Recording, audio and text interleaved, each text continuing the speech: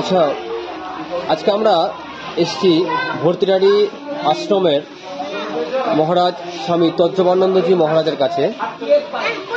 স্বাধীনতার মহারাজকে জিজ্ঞাসা করবো স্বাধীনতার একাল আর পরাধীনতার সেকালের আমরা তার কাছ থেকে আজকে কিছুটা গল্প শুনবো আজকে। মহারাজ,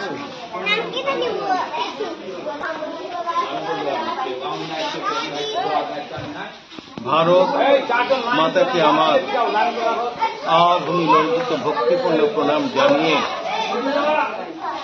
যে সমস্ত মানুষ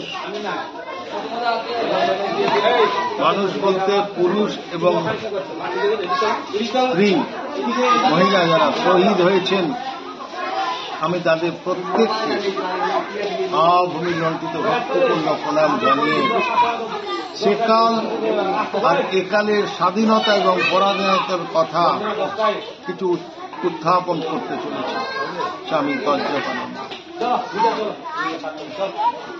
আমরা জানি, আমরা শুনেছি বহু মানুষের কাছ থেকে যে আমরা কিভাবে এই স্বাধীনতা পেয়েছি, আর স্বাধীনতার আগে যে আমরা পরাধীন ছিলাম সেটাও আমরা শুনেছি।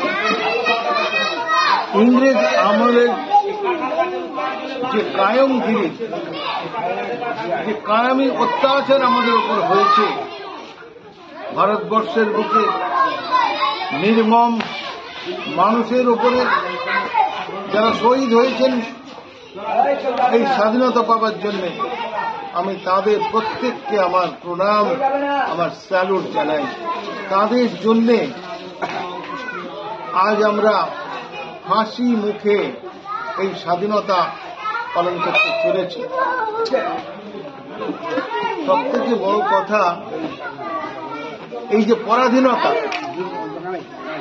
হয়তো এখনকার মানুষ বলবে,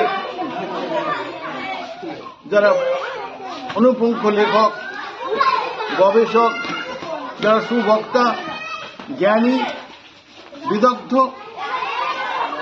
তারা বলবে যে ৭৯ বছর ৭৮ বছর পেরিয়ে গেছে আমাদের স্বাধীনতা, ৭৯ বছরে আমরা পৌঁছেছি।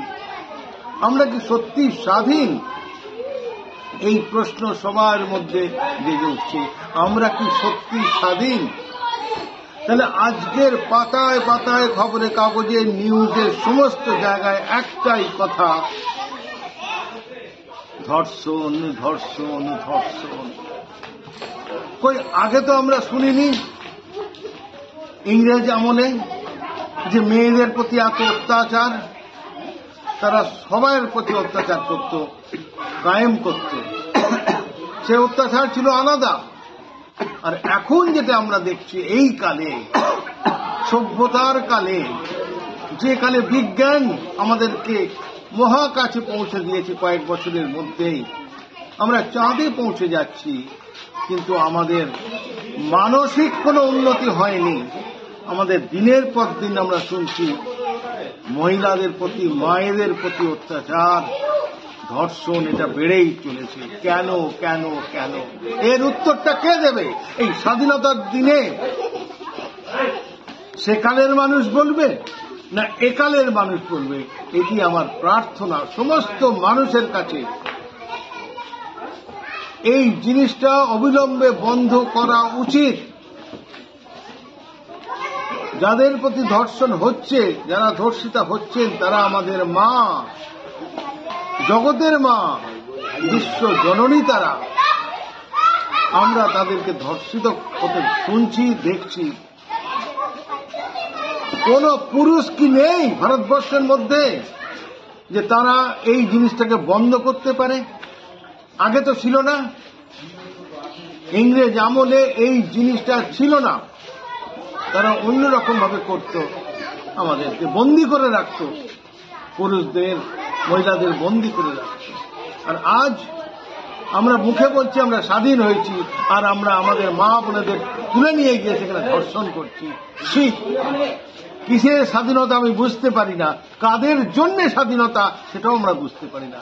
আমরা এই দিনটাকে শুধু পালন করতে চলেছি, দিনটা পালন করে আমি হাত জোর করে ভারতবর্ষের প্রতিটি মানুষের কাছে, আর স্বামীজি বলেছিলেন মেয়েরা জাগবে, ভালোবাসার মধ্যে দিয়ে নয়, রকেটের মধ্যে দিয়ে নয়, গোলাগুলির মধ্যে দিয়ে নয়। স্বামীজি বলেছিলেন ভারতবর্ষ জাগবে ভালোবাসার মাধ্যম দিয়ে, কায়েমের মাধ্যম দিয়ে নয়। পরস্পরের মধ্যে সহায়তা, ভালোবাসা, প্রীতি, প্রেম এই সবগুলো যখন বাড়বে তখন ভারতবর্ষ জাগবে। তাই আমি সমস্ত মানুষের কাছে আমি অনুরোধ করব, মায়েদের প্রতি একটু শ্রদ্ধা করতে শিখুন, মায়েদেরকে ভালোবাসুন, মায়েদেরকে আমাদের উচ্চ স্থানে তাদের বসাবার চেষ্টা করুন। তবেই আমাদের ধর্ম ঠিক ঠিক বেঁচে থাকবে, আমরা ঠিক ঠিক জায়গায় আমরা পৌঁছতে পারব। এইটুকু বলে যারা ওপারে শুনছেন তাদের প্রত্যেককে আমার নমস্কার, আমার প্রণাম, আমার শুভেচ্ছা, আমার অভিবাদন। আজকে স্বাধীনতার দিনে আপনারা সবাই স্বাধীনভাবে থাকুন, এই প্রার্থনা জানিয়ে আমি শেষ করলাম।